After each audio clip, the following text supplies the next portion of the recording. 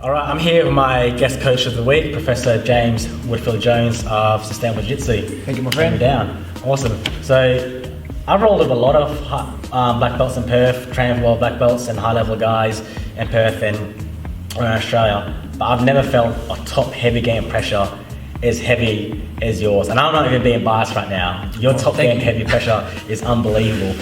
So I wanted to get you in and kind of have you share your method with how to be heavy and what is the top game pressure and what do you look for when you're on top. Yep, beautiful. Yeah. So thank you. I think I make sure everywhere I say there's a position of say 1 is good and 10 is bad. So I work through 1, 2, 3, 4, 5, 6, 7, 8, 9, 10 in every position.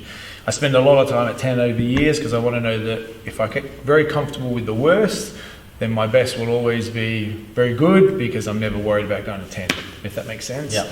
And one thing with the top game, I think you can end up in, well, I know you can end up in side control. I'm going to pass the guard, or I'm going to take you down. I can end up in side control. There's going to be 100% point. And the goal is that once you end up in side control, if you want to play A game, not that it's not adaptable, of course, you're going to miss a position, you're going to go on your back for sure, but once you get the top game, you're not getting out. And I think it's very important on the top game that I also know where your arms are, because as we said before, whatever context you want to put it into, self-protection or just rolling, gi no gi, same thing. But top game has control, very heavy control, very tight, like every part of the game, and it's no more evident than on top. There's a physical, there's a mental, and there's emotional. So one of them is going to crack. Yeah. Physically, you're going to struggle to get out of it, and the way you're going to get out of it is not by pushing and fighting it. You're going to have to be very tactical and strategic and very patient to move under this sort of top game. Yeah. And so I'd like to show today where it's where you control, and then I have options from you giving them to me. Yep. So I limit your options where you can move, I limit how the human body can move because everyone's got the same body, and then I can attack and take whatever you present. I never hunt anything. Whichever way you want to go, I'll let you go and then I'll take advantage of it. Cool. So we'll have a look at the side control. So one very, very important thing to take into consideration is when I'm on the top, I want to make sure that I'm on my hands, my toes and my knees. Is there times to come off my toes? Absolutely. If I want to sit low, wherever you want to go.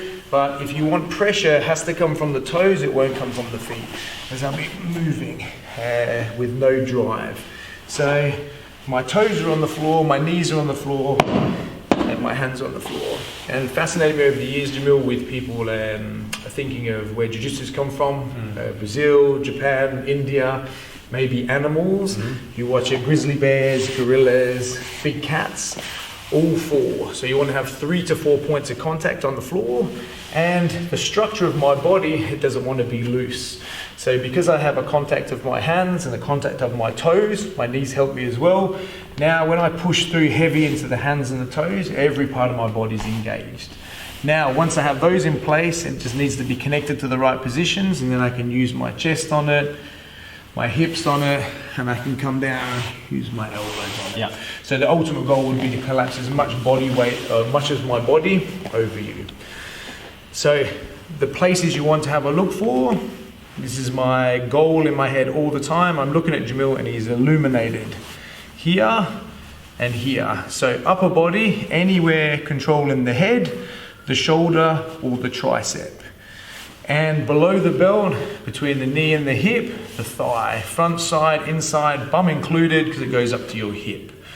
And the reason why is, think of me freezing Jamil down here, so he's penguin down below, he can't move those hips. And upstairs, if I get his head, or his shoulder, or his tricep, if I get one, I get them all, and then I penguin you up top.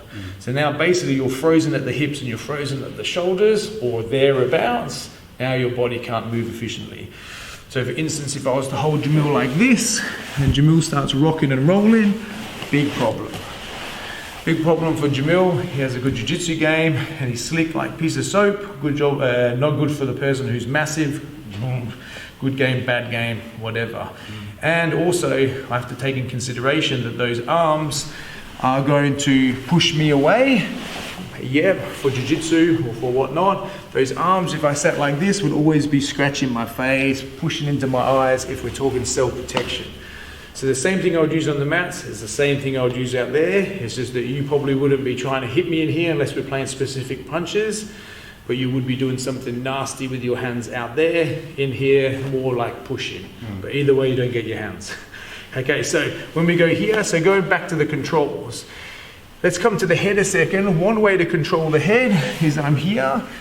My arm doesn't go underneath here like this, because if I hold Jamil here, and then he can move his head and he move his body because his spine's still aligned. Now, although I could make it nasty, I don't make it nasty in the gym, I just want to make the control. So I walk my fingers and I use my forearm around the ear line to control his head. Come with everything connected as well. Now his spine is de-aligned, a little bit harder to snake now, and hip escape because now he can't move. Again, I'm very conscious and cautious of looking after his neck. So if the camera comes back around this way here, then my knee here, my knee doesn't sit in his hips because his out will be his legs can walk. Some people do, some people don't, but that'll be his out. So I put my knee into his thigh and my other hand over here for that moment in time. Here. So now when Jamil goes to move, a little bit different. I have control. So next, the tricep. The tricep, you'd be surprised at how often it is given because it really has no choice. It has to move. As soon as he maybe he pushes under my neck, I can walk my hand to the tricep. If Jamil, for whatever reason, gets to the side, I can sit over his tricep. If the camera comes around, I'll move Jamil around here. This arm can do X amount of things. If he pushes on my hip, I have tricep. If he hides his arm because he doesn't want me to get under his tricep, I'll sit over his tricep. When he has no tricep, he has no arm, he'll have to move this one, and I have the other tricep. This one's in threat now. I'll guarantee he wants the other one back. If he starts moving it, I have the next tricep. So you have a brief look at the head control and a brief look at I'm hunting the triceps. I have always control of the thigh, whether it be my arm or my knee. So now I'm controlling the appropriate areas. And one more left is the shoulder. And I can control the shoulder here, no control. My chin sits just above the tip of Jamil's shoulder here. Here. Which then takes my chest off your chest. Not bad, but not the best. And puts my belly more on your chest. Yeah, that's the only difference is getting my voice, yeah. Okay. I did have a cupcake for birthday. Yeah. So here, so the most important thing is, again, hands, toes and knees. Think gorilla. I actually call this the gorilla. So we're here like this. Okay, now let's have a look where Jamil can put his hands. They're either going to be under him in some shape or form, however he wants to put them, but they'll be under or they'll be out. One in, one out. Either makes no difference. But going back to remember, stay in contact, keep my knees butted up against him, keep on my toes, keep my head next to his head or over his head as close as I can. Do not let it go away from him, because where my head goes, my body weight goes. So stay connected, follow him, make sure all my points are on the floor. Then go back and say, what are the points you want to control? It doesn't matter the guy's talented, big, small, angry, whatever. You freeze him, he's penguin, he can't move. So, Jamil, let's go with the hands underneath. So I set myself in the position here. However I've entered it, I'm already here. Now, let's go very slow there, Jamil, so the viewers can see. I would say thug Jamil, he's going to just use his arms, he'll try and bench press me. Here, excellent, I come back around, control his head, shut down this arm. I've already shut my hip on his tricep because he exposed it. Where would you go next there, Jamil? This is the arm that's free, so I have to do something with this arm, don't I? Yep, beautiful. It goes to the other arm, and the tricep. Now I have both of his arms up. Very good for self-defense as well. I want to know where his hands go. Cool, now I can start to take. Yep. That was an armbar tap right there. As viewers cannot see. That Beautiful. Yeah. So I have my points of contact. Now you're taking all my body weight. I'm not here trying to give space. Space is bad. Always remember the space. The talented will feel it. The aggressive will feel it. Yeah. Both will escape it. It will just be done in different forms. So this time there, Jamil, you moved the right arm last time. Let's move the left arm first. So here and here, under his tricep, pushing. I'm sitting, laying over his right one. Where do you go next there, mate? Now, maybe I'll try to get this one out. Yeah. Back, and we're back. Yeah. Same position. Notice, I understand that Jamil has lines of defense through his feet, his knees, his hands, his elbows, his shoulders. Everybody's got them. Some use them better than others. So I'm containing those. So I'm containing his knees and his feet by controlling the thigh. I'm containing his hands, his elbows and his shoulders by controlling one of those tricep, shoulder and head that we talked about. And one will get the other. So let's go. Is there anywhere else you could put your hands there? If I get that underhook. Beautiful. So he gets the underhook here. My chin stays over. I keep weighing on him. I'm distributed. Can you go boost that underhook or whatnot there, man? I can try.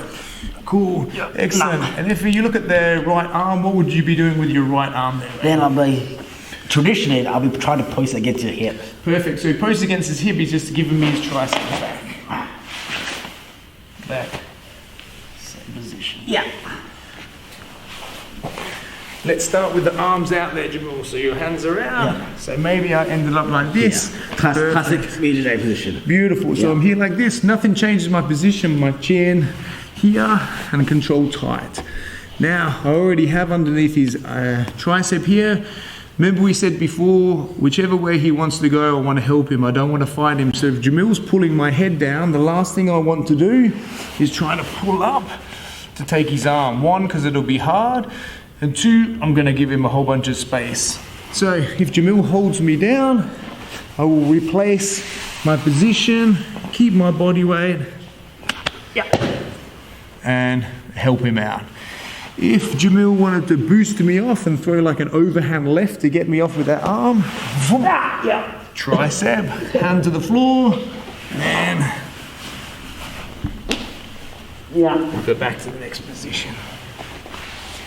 I like laughing, this is good. It's good stuff. No, we could be here for hours going on what if. But I think one of the things to take away, or the major points, is how I hold my body. So for instance, if I hold Jamil under here like this, I'm actually helping him out because his shoulder wants to come off the floor. If I'm holding him, then I can create that space instantly, Absolutely. So the way Jiu-Jitsu works, excuse my analogy, piece of bread, I'm one piece of bread, you're the meat in between, and the piece of bread underneath. This is a sandwich. And that's why we take it to the floor, so I can push you into the floor. Here. And I can tell you, when you move around under this, you have moved around under this, it can be, if you're not approaching it correctly, physically draining, mentally and emotionally draining. It makes people make mistakes. And there's a lot of ways to set other things up, and one of them, take the breath out of them. One thing I realized over the years, and that's one thing that I want to share with people, is a lot of people can't handle pressure. And the people that I have trained with and have the pleasure to train with in the past and in the future to come, everything's pressure. Master Joe is like rolling with a car. Makahua grabbed me around the head and then it was frightening. You wouldn't believe it. So pressure is out there. Professor Roy Harris, phenomenal. Another car. So I think this is the most important. And when we're saying about efficiency, the more you can use your body, the more efficient you will be, the more effective it will be, the more points you can score if we want to use it in a competition, the more safe you're going to be if the person wants to hurt you, the more control you have over someone in general, and efficiency. But that doesn't take away the fact that you can go add your flair, your individuality to set up whatever you like. Awesome. Beautiful. Professor James Wilford Jones of Sustainable Jiu-Jitsu. Thank you very much, man. Thank you guys, my That was awesome. pleasure. Thank you so much. Thank you.